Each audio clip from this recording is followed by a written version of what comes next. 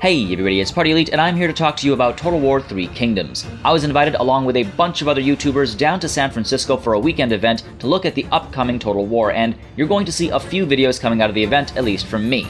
This one dives into my personal thoughts and feelings based on what we saw and got to talk about at the event. I try to temper my hype here because it's very easy to get caught up on the hype train, and I'm trying to avoid that as we move towards the 2019 launch date. I've got two other videos that should already be out, a developer interview with IndyPride from Milk and Cookies Total War, and some gameplay footage of the ambush battle that we got to play as well. I'll link to all of that in the description down below, as well as under the eye at the top right corner of the screen. So I'll be honest, when we first started seeing information about Three Kingdoms, I was cautiously excited and actually a little nervous. My biggest concerns lay with the implementation of two modes and the possible lack of love for the classic mode. So I'm very glad to say that a lot of these concerns have been set aside. It's still very early and we can't comment with certainty on the overall experience just yet, simply because we only got to play a somewhat scripted ambush battle, see a campaign flyover, and have a brief interview and some chatting obviously over the course of the event as a whole. With that said, I can definitely start to talk about things that got me excited and things that got me a little concerned. Overall, most of my concerns have been set aside for now, at least the ones that can be. I was worried that classic mode would be a neglected child, but it really does sound like the key differences lie in how battles play out and the events that pop up. Events will be based on romance in romance mode and records in classic mode.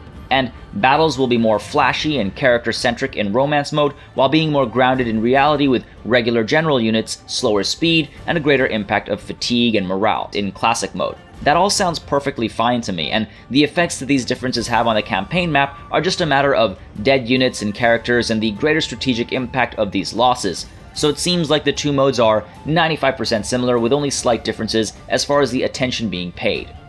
The intricate character mechanics truly do sound intricate, and they'll be equally deep in both modes as well. In the same vein, I was super glad to hear that characters can actually die and they are not immortal. When you start your campaign, you'll pick one of 11 warlords. Rather than nations, you are playing the campaign as this individual and his or her line. If that line ends, the game ends. And when people die, others are affected. Some characters have close pre-existing ties that mean the death of one in battle might drive the other into an intense battle frenzy. Bonded characters in the same army create collective buffs for the army. There's some really cool stuff going on with the character and roleplay side of things. Betrayals, shifting allegiances, satisfaction levels, it's a whole other layer to concern oneself with, and you can learn more about it in the developer interview I did.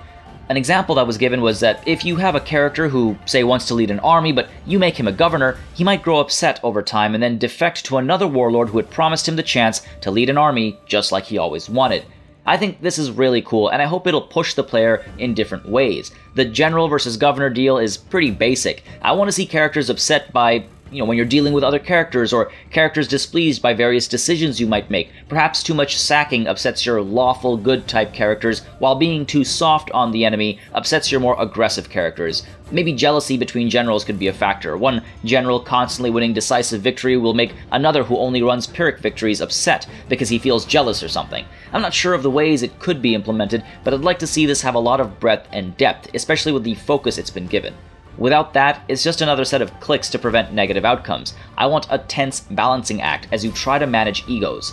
So again, it's too early to tell exactly how this will play out, but it's promising. One thing that I'm a little concerned about is how limited this might be. I have no reason to believe that new characters won't be born and new bonds can't be built, but we know that some bonds are set there from the start. Obviously, historical bonds like brothers and sisters make sense, naturally, but it seems that some of the characters, if not all, will also have predetermined desires and preconceived notions of how they should be treated, with no room for those to grow and evolve.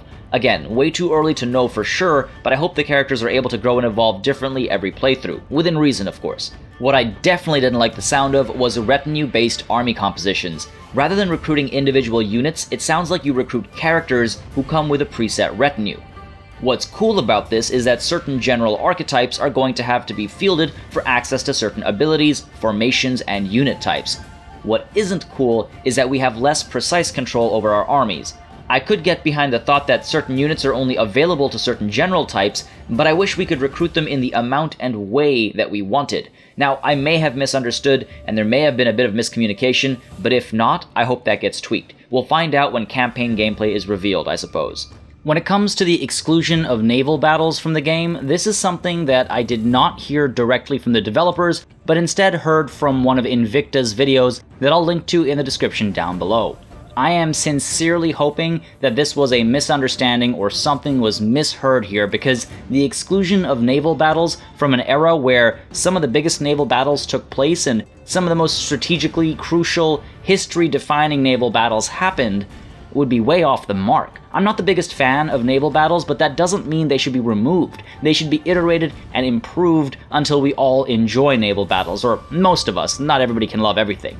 Anyway, I really hope this was a misunderstanding, and if it wasn't, I sincerely hope that Creative Assembly sees the backlash and fixes this massive misstep. Ironically, this decision might be the one that sinks the Three Kingdoms ship.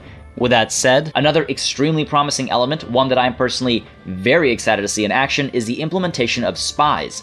SPIES, as an agent, are able to infiltrate an enemy or friendly warlord and start creating a spy network. While I'm not sure how exactly this will work without having played it, it sounds like a spy will appear to the target as a potential recruitable individual. At that point, the target sort of determines the path of the spy. Does he get made into a general, perhaps a governor? Does he, over the course of many years, get nominated as the heir? Whatever happens, you can pull the trigger when you're ready and get the spy to gain you an army, territory, or if your spy goes from heir to leader, he can gain you a huge chunk of land and instigate a civil war among your enemies. And while your spy is at work, he'll develop relationships as well, so let's say in the case of this civil war, he might bring in some new friends that he's made in that enemy camp as well. Or perhaps everything goes wrong and your spy gets caught. He might get executed, they might send him back or ransom him.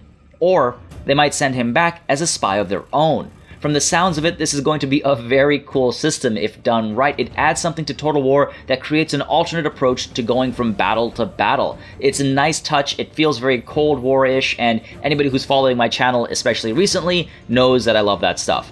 I've always liked the idea of agents, even if their execution hasn't been perfect, so I'm excited to see this come to life. I'd love to set up massive spy networks and bring an enemy warlord down through subterfuge and finish them off in the classic way. If I'm lucky, all my characters won't betray me on the way to success. The battle we played felt pretty good. We got to play a romance version ambush battle, and it was all that I'd expected. Decent pacing, though I wouldn't mind things a bit slower, better looking and feeling collisions, and AI not committing suicide charges. I love the inclusion of the fight or flight mechanic. The option to try and escape an ambush after it starts makes so much sense, and it can really change the approach on both sides. Whatever units you get to the extraction zone on the map will safely return to the campaign map. That means you can sacrifice some units to ensure the greater part of the army makes it out, you can sacrifice the entire army to save important characters, or you can stand and fight. On the flip side, attackers can opt to block access to the exit, swarm the enemy in a traditional ambush style, or be spread out to hit multiple times, causing disarray, trying to single out specific units that can't be allowed to escape.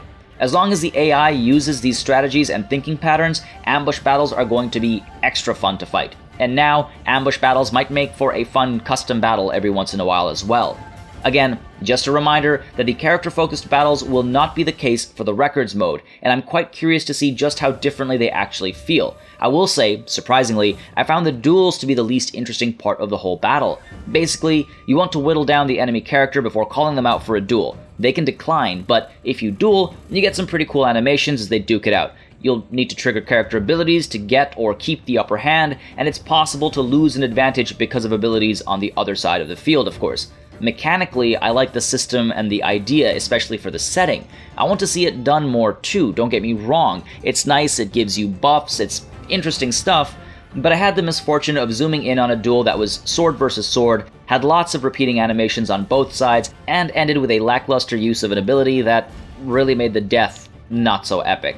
The animations are cool the first few times, but they get tired really quick. Let's be honest, we're not likely to spend that long looking at the duels in the middle of a big battle, so this isn't really a major game-breaking problem, but I was excited to see them and left a little disappointed in the visual representation of a rather cool mechanical addition. With that said, it's an early access build, they could still be doing motion capture, they could still be building a whole library of animations, and this problem could be over by the time we see the game next.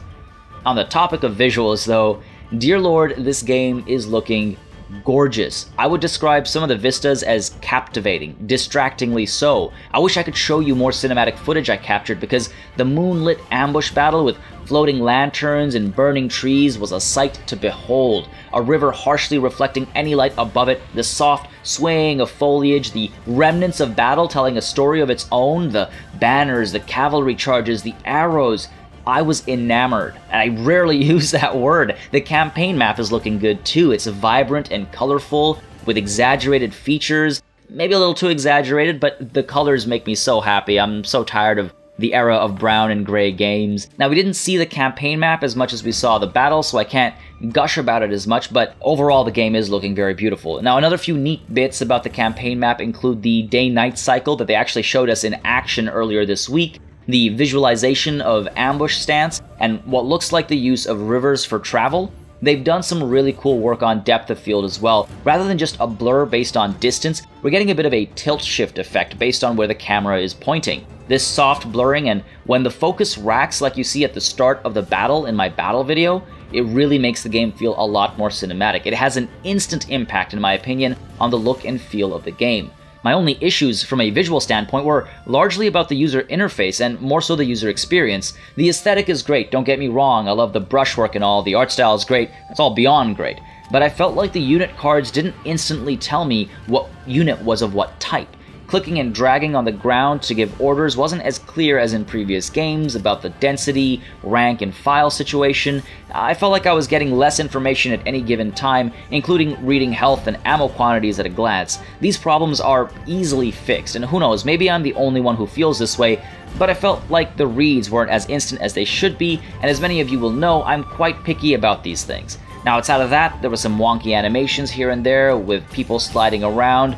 They're being worked on. There's also some cases where a general is sort of rotating in place to lock in on his next target. It really bothers me, kind of takes you out of the game, but hopefully all this stuff will be fixed. I will say, though, a big thing for me was the feeling of Cavalry Chargers, so I captured a bunch of them for my battle video, and for romance mode at least, I think they've nailed it. They're good, they're heavy hitting, they're fast, and there's not too much tossing going on either. It's a nice bit of trampling instead, and I think that's important. I don't want to see, people getting catapulted over hills in a historical setting. I want to see them getting trampled and tossed about in a much more realistic way, and I think this game is kind of nailing it. It's right there, I think.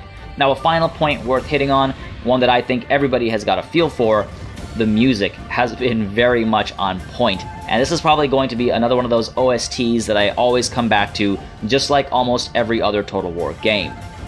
Now, I'm looking forward to my next go at Three Kingdoms. I was a very nervous boy walking into the event, ready to have my concerns reaffirmed and maybe underwhelmed after the glorious madness that is Warhammer and the nostalgia of older games. But I left a happy man, feeling pretty good about this one now. I really can't wait to see the campaign map. I want to see how characters interact and how spying works, and I need to see the AI in action to make some more judgment calls.